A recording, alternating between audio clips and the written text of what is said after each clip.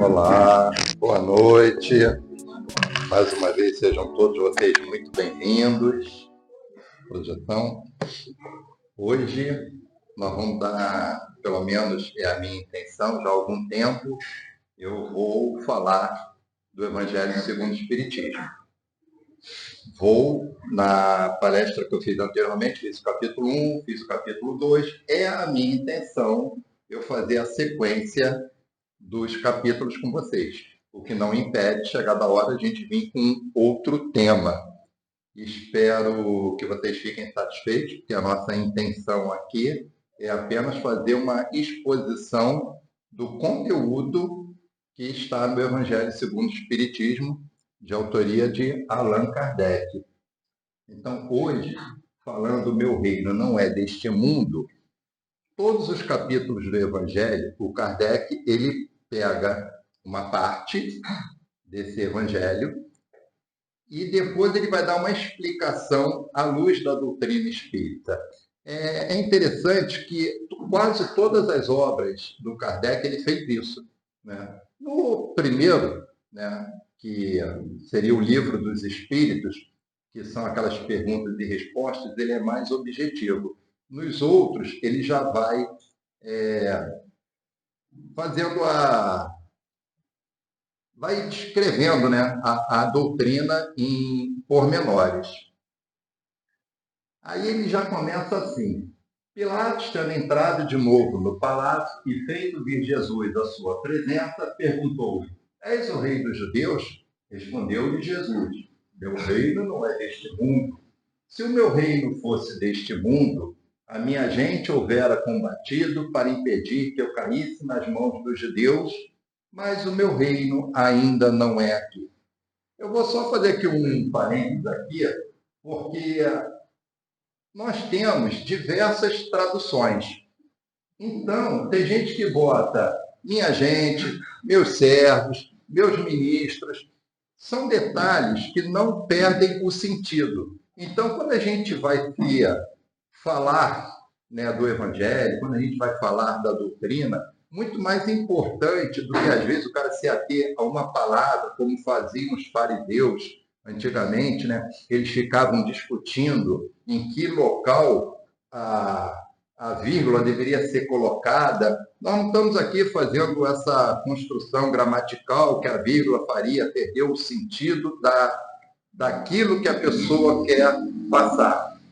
É a ideia. Então, o que nós vamos levar hoje daqui é a ideia. Assim como no capítulo 1, quando a gente chamou assim a atenção na instrução dos espíritos, que a gente estava falando de Santo Agostinho, né?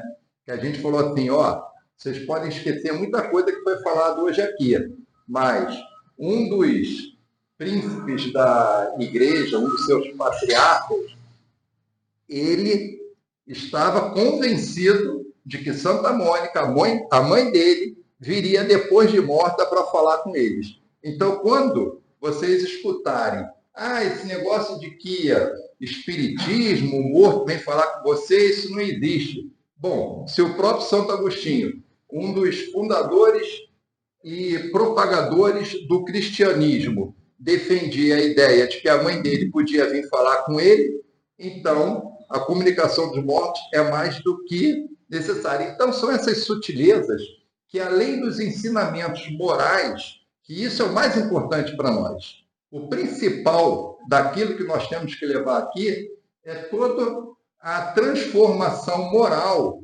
que o Evangelho vai trazer para nós. E tem esses detalhezinhos que é legal, né, a gente comentar. Assim como a gente vai comentar agora, esse texto aqui, muitas coisas podem ser faladas e vão ser faladas sobre isso. Mas tem coisas que não está, às vezes, no corpo do texto, do capítulo. Mas isso é que é o barato da palestra, porque cada palestrante ele vai dar um enfoque, vai dar um tratamento. Tem palestra que o cara pode se basear única e exclusivamente no Livro dos Espíritos, outro já pode se basear num livro qualquer escrito por Divaldo, por Chico, e por aí vai. Então, aqui a gente tem que ver o seguinte, né? Quando ele vai colocando aqui, és, pois, rei, continua o texto, né? Tu dizes, sou rei, não nasci e não vim a este mundo senão para dar testemunho da verdade. Aquele que pertence à verdade, escuta a minha voz. Aí a pessoa já começa aqui, né?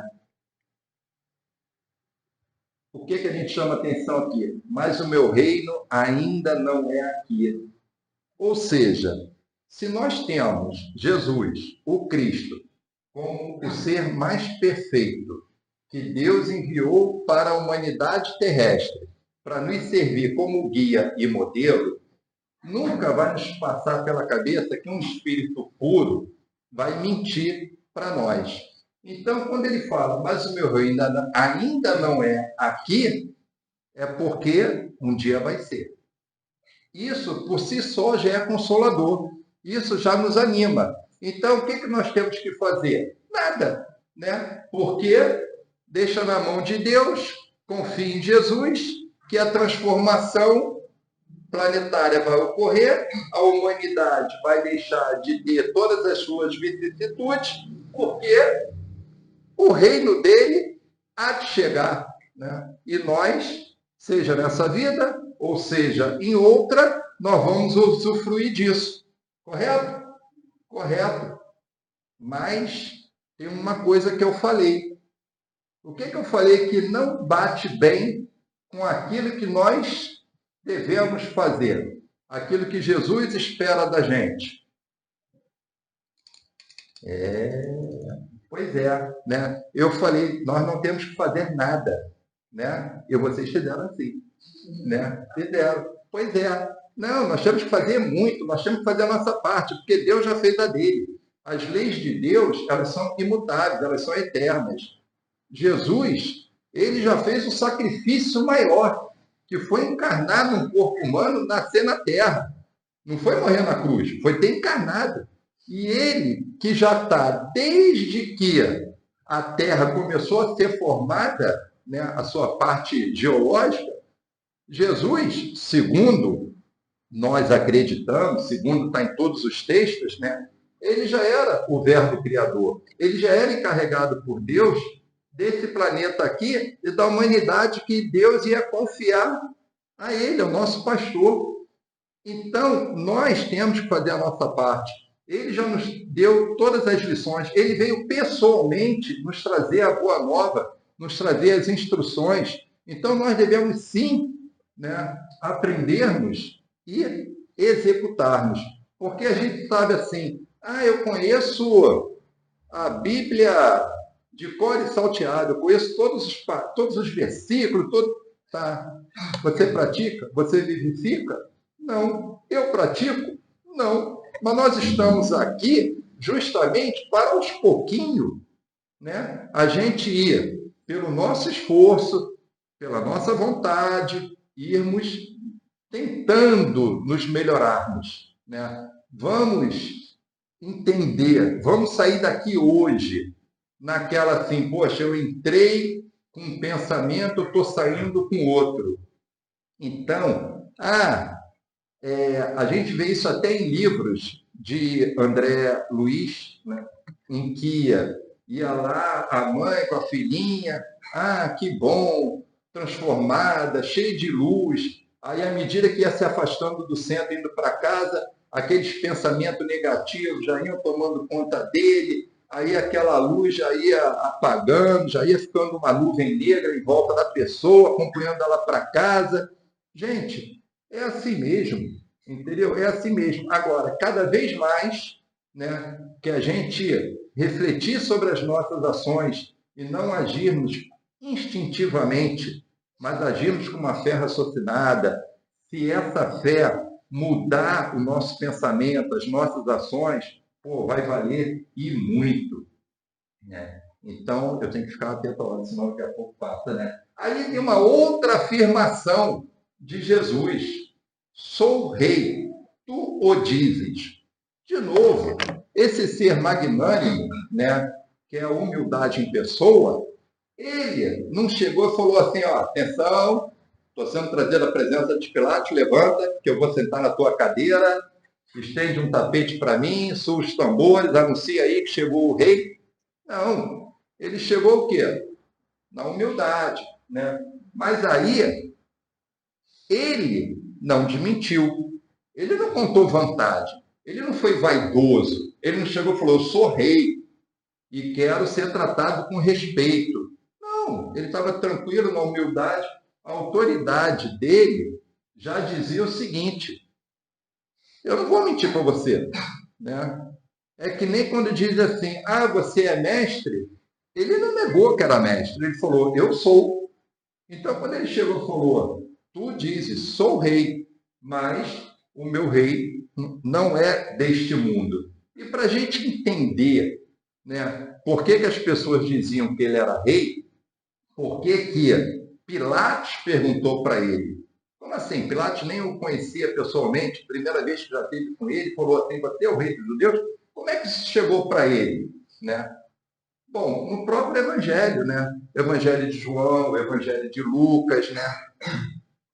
O Messias já era esperado, o rei dos judeus já era esperado. Então, quando ele entrou em Jerusalém, que todo mundo jogou as palmas lá, né, saudando ele, o pessoal gritava, oh, Hosana, Hosana, bendito aquele que vem em nome do Senhor, ó rei de Israel, porque isso já estava no Antigo Testamento. Por isso que o Pilatos perguntou a ele se ele era rei. Mas, como o Espiritismo também é cultura, né, nós vamos aqui ao significado do rei, para a gente poder entender bem aqui o contexto. Né? Chefe de Estado investido de realeza, príncipe soberano de um reino, monarca, soberano. Aquele que detém o poder absoluto ou grande parcela de poder. Bom, se aqui a gente bota monarca, príncipe, soberano, nós temos como o hábito de dizer que o Cristo é o governador do planeta Terra. Né? Porque nós já temos essa cultura hoje, nós vivemos esse tempo hoje. Mas dependendo da época em que a gente vivia, ou dependendo até do povo, da cultura, da nação que a gente viva, a gente, governadores, podemos usar uma designação genérica para todo aquele que governa, independente de ter prefeitura, estado, país, né? Mas poderíamos dizer o rei, né? Ele é o governador do planeta Terra? Não, ele seria o rei do planeta Terra, né? Então, esse é uma questão de jogo de palavras. E aquele que detém o poder absoluto, né? Para nós espíritas, Jesus detém o poder absoluto? É. Detém?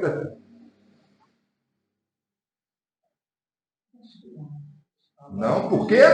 Nós temos o livre-arbítrio, né?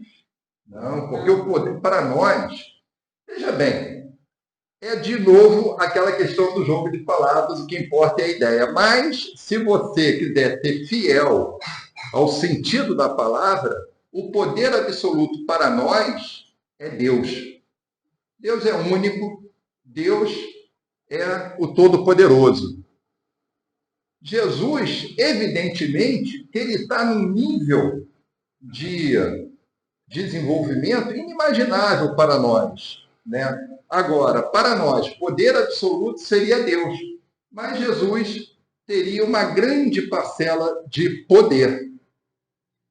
E entendendo por que ele não negou que ele era rei, mas o meu reino não é este mundo, é porque ele tem essa grande parcela de poder. Ou ele teria o poder absoluto relativo dentro daquilo que ele tem sob sua administração. Né? Mas a realeza de Jesus, né? Vamos falar um pouco mais dela. O que o caracteriza? O que o torna esse ser excepcional? Além de tudo que a gente já falou, ele é atemporal, não acaba com a morte. Então, até um tempo atrás, a gente pensava que a Rainha Elizabeth estava no mesmo nível, né? Mas não está, entendeu? Ela mostrou que ela vai pro buraco igual a todos nós. Um dia, isso aqui acaba, vai todo mundo ser sugado pelo buraco. Aí, a temporal não acaba. Isso é legal, né? Por quê? Porque se a gente fica falando dessas pessoas que foram magnânimas, que ele mudou o tempo. Gente, o tempo é dividido entre antes e depois de Cristo. Até quem não segue o Cristo, a influência é tão grande que as pessoas são obrigadas a se sujeitarem a um calendário em que o planeta segue essa divisão temporal. E ele é atemporal, não acaba.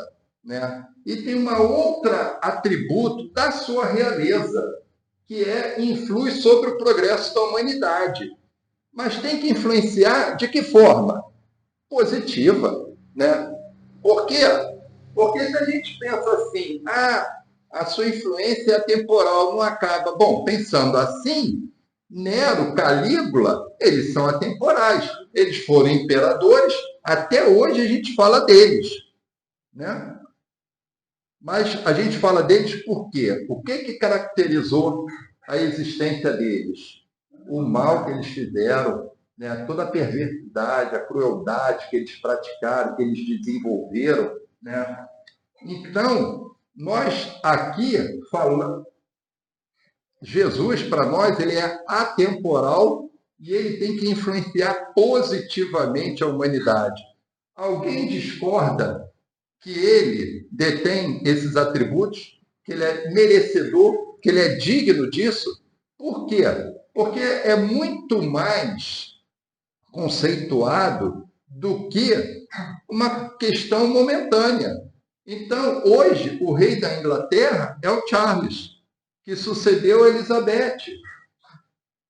Quem foi antes da Elizabeth? E tá bom, se a gente for lá nos livros de história, ainda vai ter. Vai chegar uma hora que você não vai lembrar. Daqui a um tempo, ninguém mais vai lembrar do rei Charles.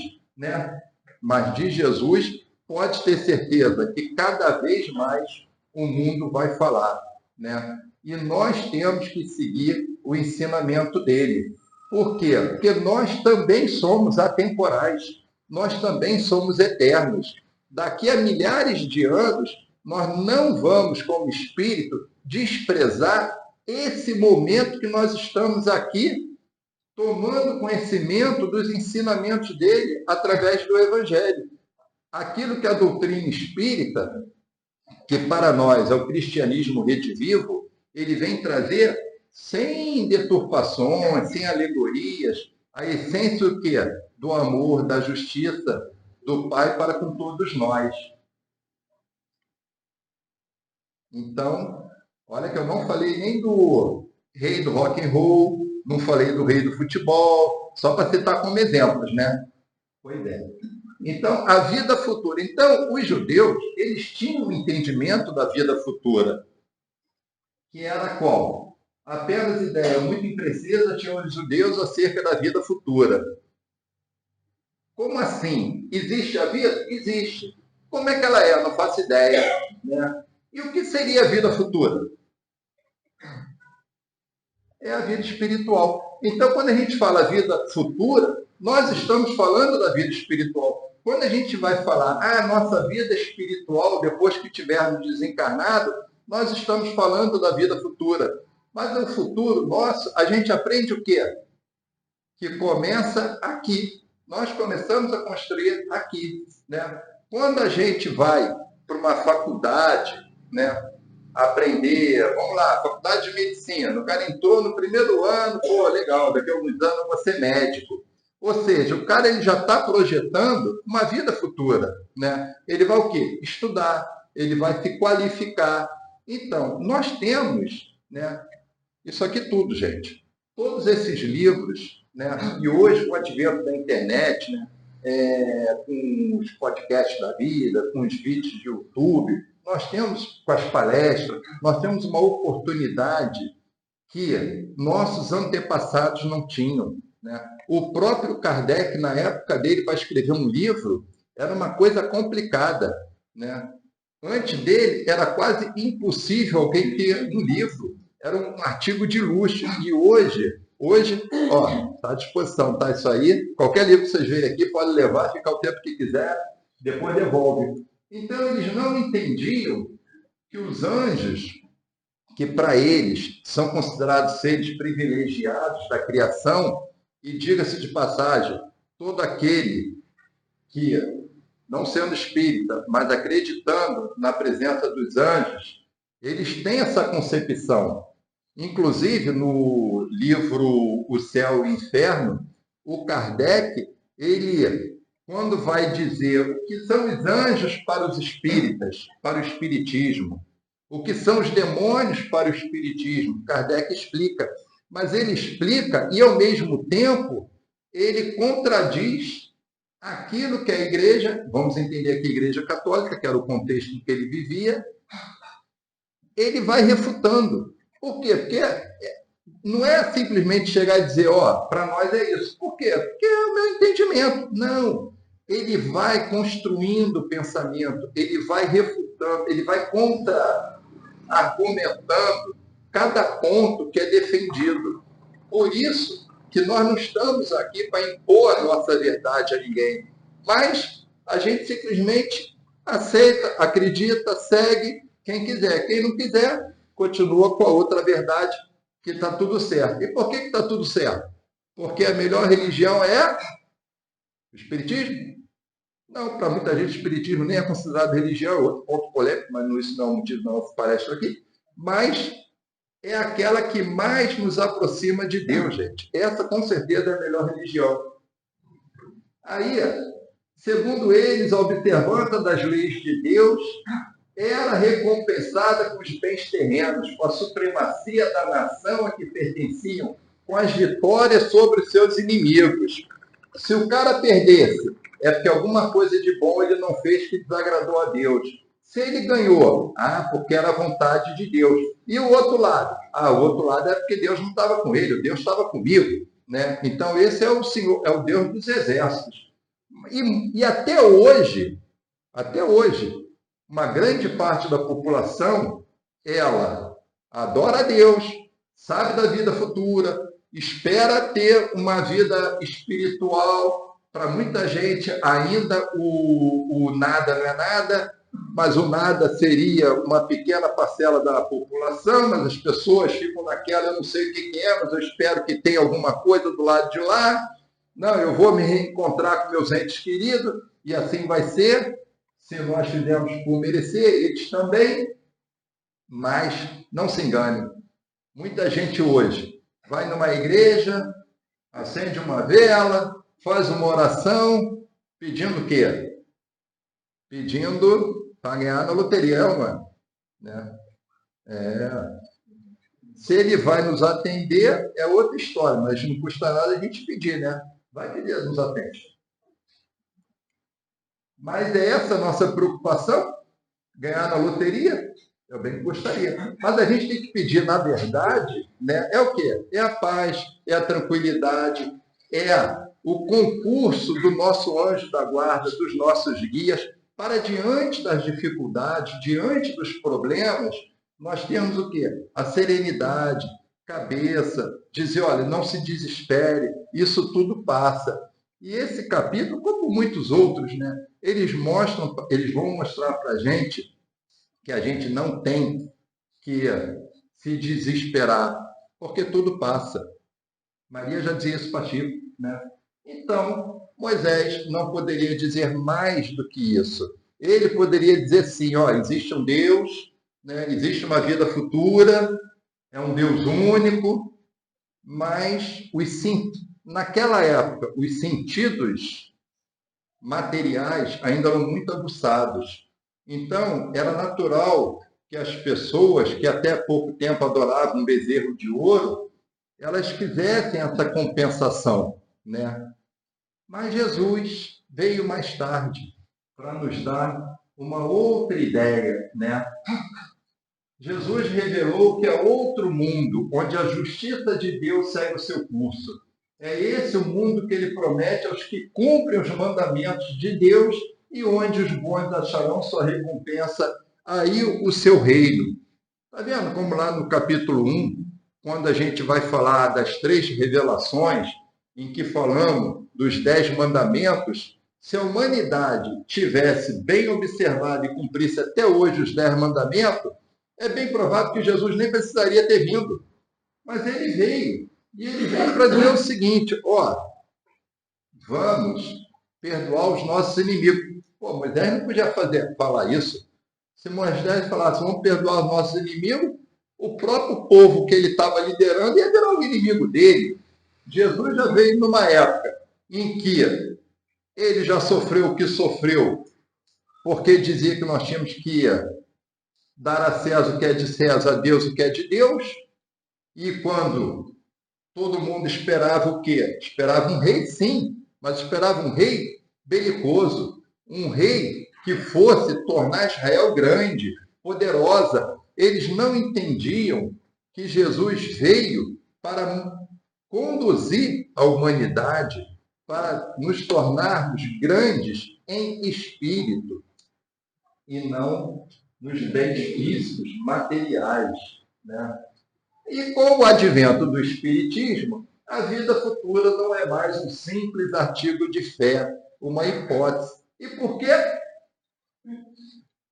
Justamente por causa da codificação, por causa dos experimentos dessa religião. Não é mais um artigo de fé de eu chegar a dizer assim, ó, a vida futura existe. Jesus dizia isso. A vida futura existe. Tá, mas como é que é essa vida? Se a própria codificação não é suficiente, vejam as obras de André Luiz, né, psicografadas por Chico. Então, nós temos o quê? O testemunho, nós temos a ciência, nós temos já eles. Os mortos nunca voltaram para nos dizer como é que é do lado de lá. Cara, eles fazem isso o tempo todo, né? A própria codificação. Eu falei aqui do livro Céu e Inferno. O próprio livro Céu e Inferno, na sua segunda parte, é dizendo como é que eles estão do lado de lá. Eles estão numa situação virtuosa ou eles estão numa situação de infortúnio? E eles vão dizer o estado mental em que eles se encontram, né? Se eles são felizes ou infelizes, e eles vão dizer por que eles não estão bem. E vão dizer por que eles estão bem. Porque na Terra eu fazia isso, eu era assim, era assado. Quando eu desencarnei bem. Não, eu estou mal, mas é porque hoje eu reconheço. Ou seja, esses que vieram falar, eles já tinham a compreensão daquilo que eles deveriam ter feito, daquilo que eles deixaram de observar e cumprir. Então, é que nem eles falam, né? Madre Teresa de Calcutá dizia isso, né?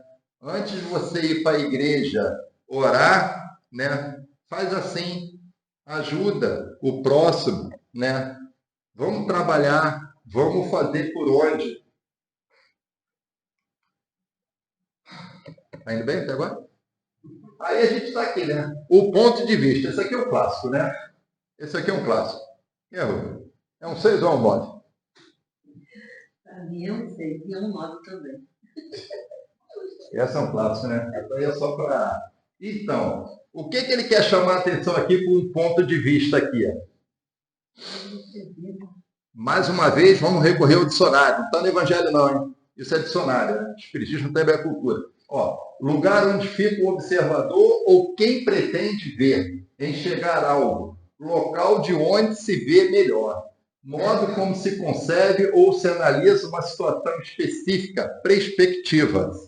Aí a gente volta, né, à comunicação dos espíritos, né? A gente falou assim, o espiritismo agora não tem como a gente duvidar. Não é mais um princípio, não é mais algo que disseram para você que existe. Não, a gente agora tem provas materiais de que isso existe. Pelo menos para nós, né? Tem gente que ainda quer insistir de que não existe. Porque eles do lado de lá, eles passam a ter outra percepção. Mas aqui é muito fácil a gente falar do lado de lá. Mas o Kardec, quando ele elaborou o texto, ele não estava nem nessa ótica.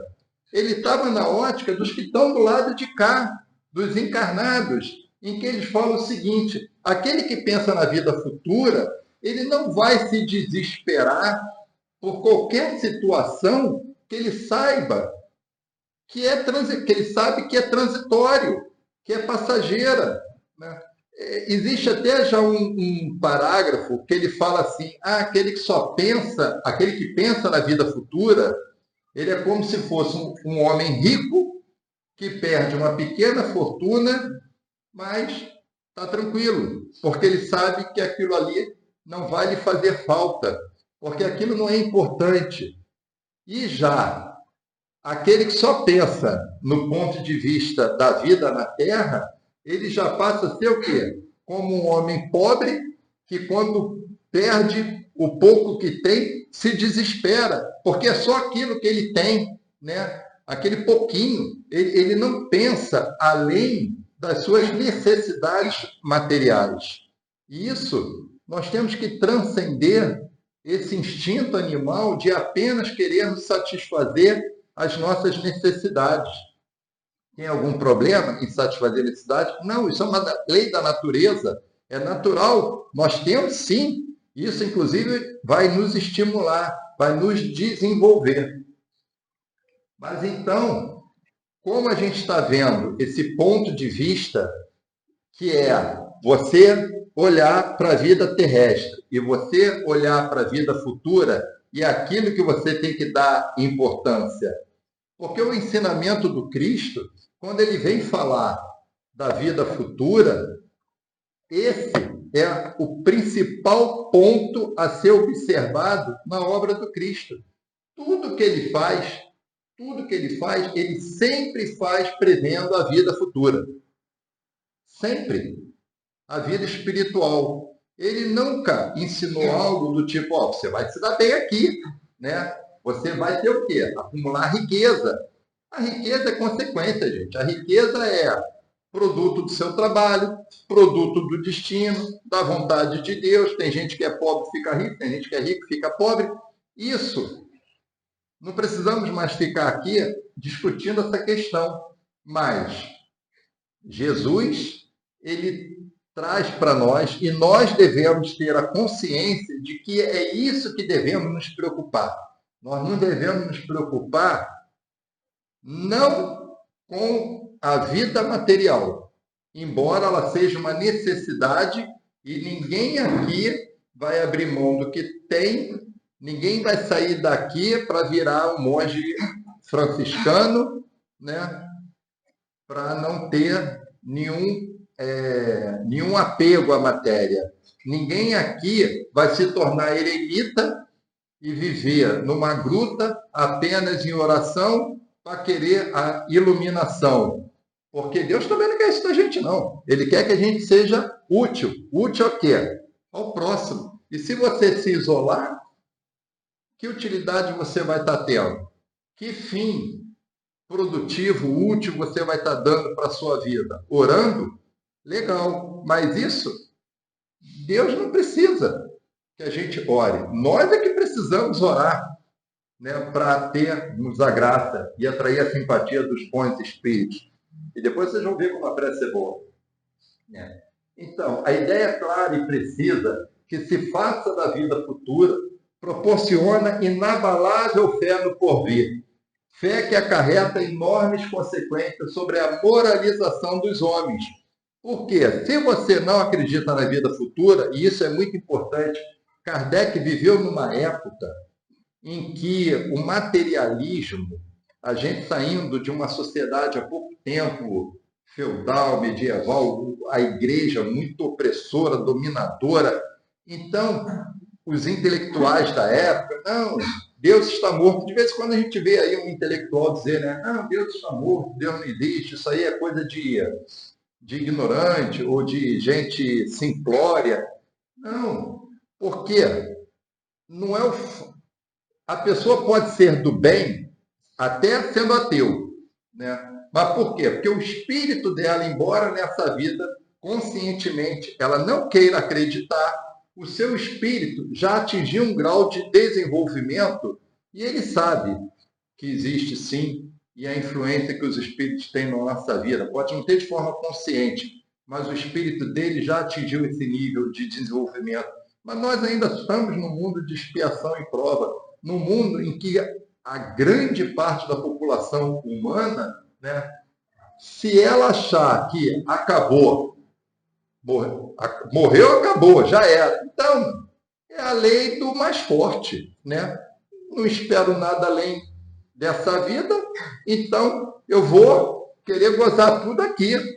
Eu não estou nem aí para o próximo, eu não estou nem aí em querer me melhorar moralmente, eu quero aproveitar.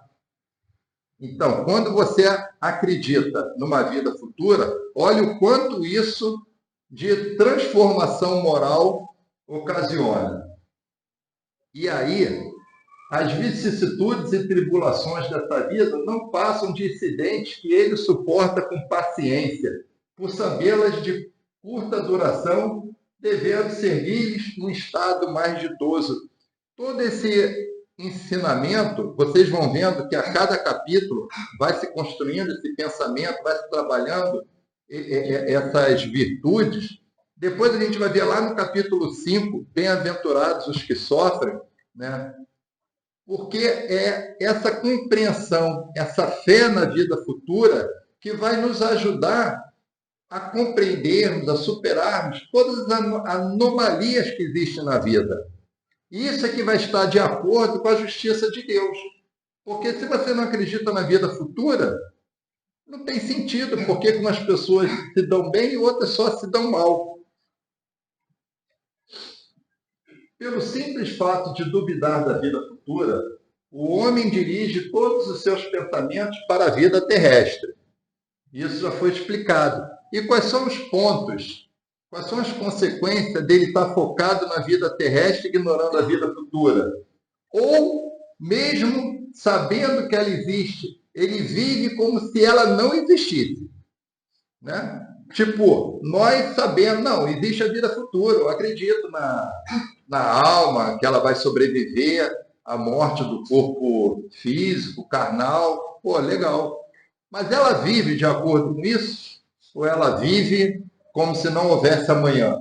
Né? Então, tem um monte de ponto aqui que um engano, uma decepção, uma ambição insatisfeita, uma injustiça de que seja vítima, o orgulho, a vaidade ferida, são outros tantos tormentos. Tudo isso vai somatizando. Tudo isso, o homem, ele não vai tendo a calma para lidar com esses problemas, porque ele está focado na vida terrena, né? O mal que o atinja, como o bem que toca aos outros, grande importância adquire aos seus olhos. Veja bem, às vezes ele não está nem sofrendo, mas ele fica angustiado, porque ele vê o outro se dando bem, né? Então, ou ele fica angustiado por inveja, ou ele fica angustiado por raiva mesmo de não simpatizar com o outro, né? Então, daqui a pouco, ele já vai começar a rezar para o outro se dar mal, né? Não é nem para ele se dar bem, não, é para o outro se dar mal. Olha o cúmulo do egoísmo aí. Então, isso tudo é só uma questão de perspectiva. E aí, a gente pode, a consequência desse ponto de vista, vida terrena, vida futura, vida espiritual, são os valores que você dá. Enquanto que uns aqui estão presos, não conseguem alcançar níveis acima, né? Olha a bola de ferro dele aqui, né? Os outros, eles já estão em outro patamar, em outro grau de felicidade, de compreensão. Interessante que a vida futura, aquela ideia abstrata que a gente não sabia como era, não é porque nós todos vamos estar nus, né? Diga-se de passagem, assexuados, com umas asinhas nas costas, né? Tocando harpa e cantando hosana nas alturas por toda a eternidade. Não, nós vamos o quê? Nós vamos trabalhar, nós vamos estudar, mas isso aí é o capítulo 3 do Evangelho segundo o Espiritismo. A gente aprofunda isso, né? Então, embora certo de que só por pouco tempo permanecerá no lugar em que se encontra, cuida de estar o melhor ou menos mal que lhe seja possível. Ué, por que apareceu esse texto?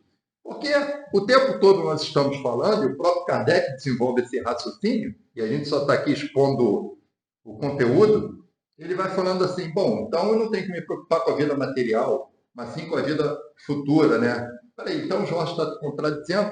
Não, claro que não. Porque eu volto a dizer, as necessidades materiais, elas são boas, né? O próprio Livro dos Espíritos, Kardec pergunta lá, né? Por que, e só nas leis morais, Deus botou desejo, gozo, né, pelos bens materiais? Sim, sim, botou, né, para estimular a gente a quê?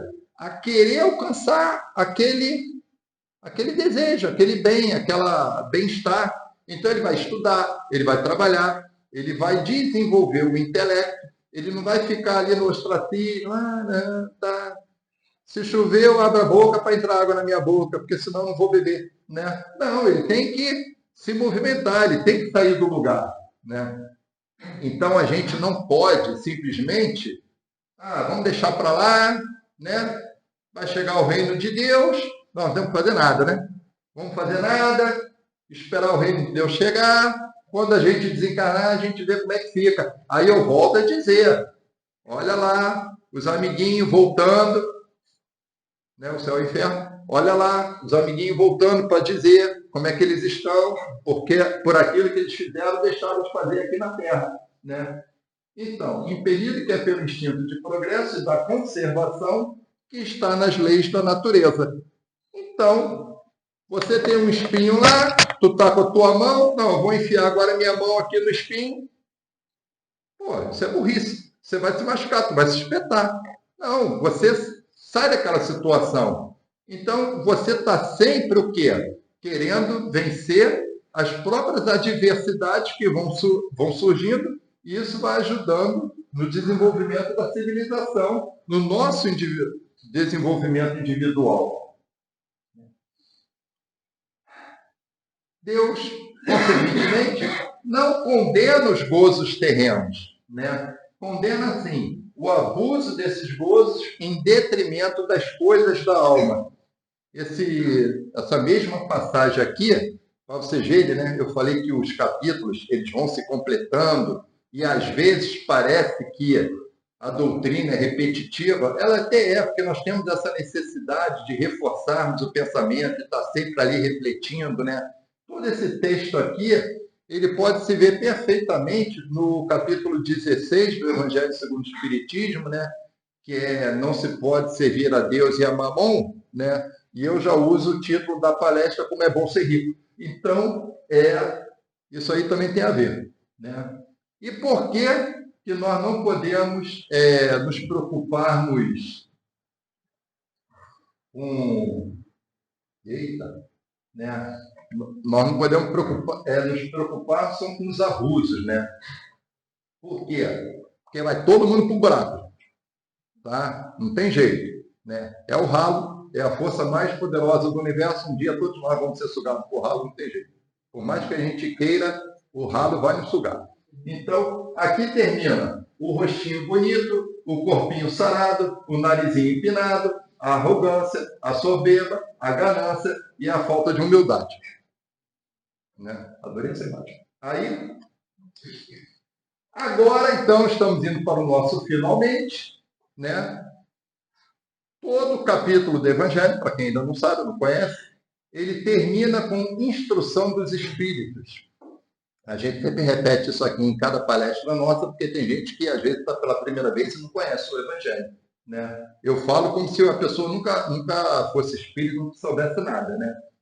Por quê? Porque para vocês perceberem que não foi Kardec que tirou isso do nada. Não, eram as comunicações, e ele, quando se diz que é o codificador da doutrina, ele pegava todo aquele mundaréu de papéis, de comunicados que ele tinha, que ele recebia de diversos lugares, ele ia catalogando, ia desenvolvendo o quê? A ideia. E alguma dessas ideias, alguma dessas manifestações, mensagens, ele botava no papel para reforçar tudo aquilo que ele falou. Então, ele desenvolvia toda uma ideia, ele construía um pensamento, né, lógico, não de convencimento, mas de um pensamento filosófico. Ele estava raciocinando, ele estava refletindo sobre determinadas ideias, mas baseado naquilo que ele recebia de comunicação dos mortos, né? Então, quem foi essa aí? Ela foi uma rainha na França. Tá? Quem melhor do que eu pode compreender a verdade destas palavras de nosso Senhor Jesus? O meu reino não é deste mundo. O orgulho me perdeu na terra. E por quê? Porque ela achou que, sendo rainha, quando ela morresse, ela seria recebida como rainha do lado de lá. E a decepção dela foi muito grande. Por quê? Nem as homenagens fúnebres da realeza, né? Ela nem participou daquilo, né? Ela nem a roupa do corpo levou. Não levou nada, gente. Então ela já foi o primeiro choque, né? Opa! Eu pensei que ela ia ser de um jeito, já não é. Primeiro choque dela, né? Mas ela, depois de ter o choque de realidade, dela ter percebido, né, que ela se achava muito poderosa e que lá ia ser recebido dessa gente, e ela se vê humilhada, porque pessoas que não tinham sangue nobre estavam acima, mas muito acima dela, né? Ela já nos traz o quê? Um ensinamento, outro ensinamento. O que é necessário para a gente aqui estarmos numa situação melhor, né?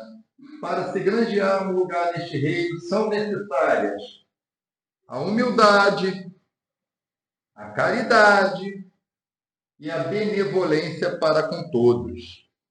Então, ela vai nos dando o quê? Aquilo que a gente precisa para a nossa transformação moral. Ela não está dizendo que, ó, é necessário vocês acumularem muito dinheiro, né? Vocês passarem o seu vizinho para trás. Não, nada disso. Ela está nos dando ali o passo a passo, depois do choque de realidade dela. Mais uma que voltou para contar como é que é do lado de lá. Né? Não se vos pergunta o que foste, nem que posição ocupaste, mas que bem fizeste, quantas lágrimas enxugaste. Essa é outra máxima, né? Dentro do movimento espírita, o espírita está sempre falando assim, né? Ah, quando você desencarnar, né? Ninguém vai perguntar o que você foi, né? Mas sim o bem que você fez. Da onde a gente tira isso? Né? Daqui, dessa mensagem. Né? Então, vocês vão ver aqui que muitas coisas que vira quase que um jargão no meio espírita, tudo tem a sua fonte. Né? E, contradizendo essas virtudes, correm os homens por alcançar os bens terrestres. Então, ela está nos dizendo, gente, é tudo uma ilusão, vocês estão correndo atrás de sombra. Né? Porque isso tudo, não adianta você querer se apegar, se agarrar ali, né? Como se fosse guardar para sempre, porque não vai.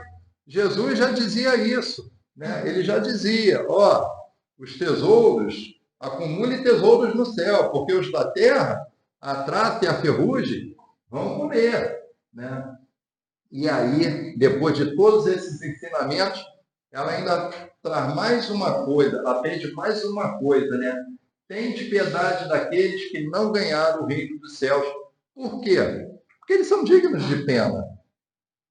Ajudai-o com as vossas preces, porque é o traço de união entre o céu e a terra. Nós temos um capítulo aqui no Evangelho que fala só da prece. Então, a prece, ela mesma está dizendo, isso é muito importante. Gente, quem participa de reunião mediúnica, é muito comum eles dizerem, orem por nós, façam uma prece, né? E sem falar que a prece, que não tem efeito colateral, não tem contraindicação, ela atrai a simpatia dos bons espíritos para o nosso lado. E uma das consequências de atrair os bons espíritos é que a simples presença deles já serve para afastar os maus. Se a gente estiver, evidentemente, sintonizado com eles, né? Não adianta só fazer prece, mas continuar fazendo o que não deve. Aí não tem valor nenhum. Então, com isso, eu só tenho que agradecer a vocês e todos que seguirem, não as minhas palavras, mas as do Cristo, vai subir o degrauzinho, né? O céu. Terminei, tá?